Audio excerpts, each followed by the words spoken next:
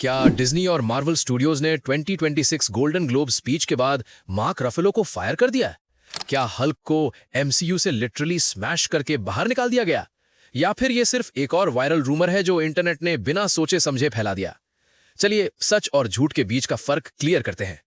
पिछले कुछ दिनों से सोशल मीडिया पर यह क्लेम वायरल हो रहा है कि डिज्नी और मार्वल स्टूडियोज ने मार्क रफेलो के साथ टाइज कट कर लिए हैं और रीजन बताया जा रहा है उनका 2026 गोल्डन ग्लोब्स का पॉलिटिकल स्पीच, जिसमें उन्होंने डोनाल्ड ट्रंप को ओपनली क्रिटिसाइज किया। इसके बाद फैंस कंफ्यूज हो गए, मीम्स चल पड़े और सब पूछने लगे हल्क का फ्यूचर एमसीयू में क्या होने वाला है। लेकिन सीधी बात, इस क्लेम में कोई ट्रूथ नहीं है। ओटाकू कार्ट के अकॉर्डिंग ये रिपोर्ट्स वेरीफाइड नहीं है, किसी ऑफिशियल स्टेटमेंट से सपोर्टेड नहीं है और सबसे इंपॉर्टेंट बात, वैरायटी, द हॉलीवुड रिपोर्टर या डेडलाइन जैसे किसी भी बड़े एंटरटेनमेंट पोर्टल ने ऐसी कोई न्यूज कंफर्म नहीं की। और हॉलीवुड में जब इतना बड़ा डिसीजन होता है तो ये प्लेटफॉर्म्स सबसे पहले रिपोर्ट करते हैं। अब सवाल ये है, ये मार्क रफेलो फायर्ड वाली स्टोरी आई कहां से? इसका ओरिजिन एक्चुअली 2018 का एक पुराना जोक है।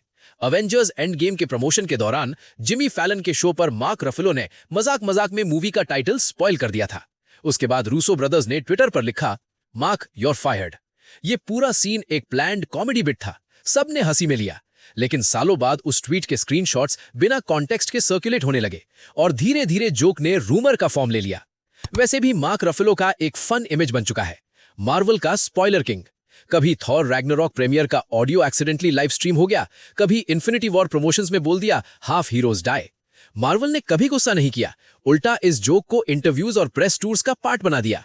अब बात करते हैं 2026 गोल्डन ग्लोब्स की। रेड कार्पेट पर मार्क रफेलो ने एक बी गुड पिन पहना था जो रेने निकोल गुड की मेमोरी में था, जिन्हें रिपोर्टेडली एक आइस एजेंट ने शूट किया था। जब उनसे इस पिन के बारे में पूछा गया तो रफेलो ने डोनाल्ड ट्रंप पर काफी स्ट्रांग स्टेटमेंट्स दिए। उन्होंने कहा Trump worst human being in the world है, इंटरनेशनल लॉ इग्नोर किया जा रहा है। उन्होंने बोला I love my country but this is not America, और यह भी कहा कि अब चुप रहना पॉसिबल नहीं लगता। स्पीच कंट्रोवर्शियल थी, लेकिन कंट्रोवर्सी का मतलब फायरिंग नहीं होता।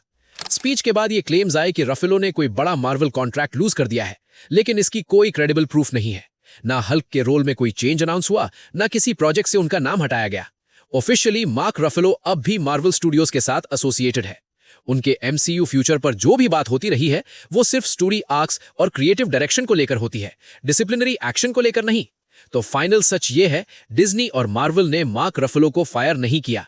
ये पूरा कंट्रोवर्सी बना है पुराने जोक्स से, मिसलीडिंग स्क्रीनशॉट से और वायरल आउटरेज कल्चर से।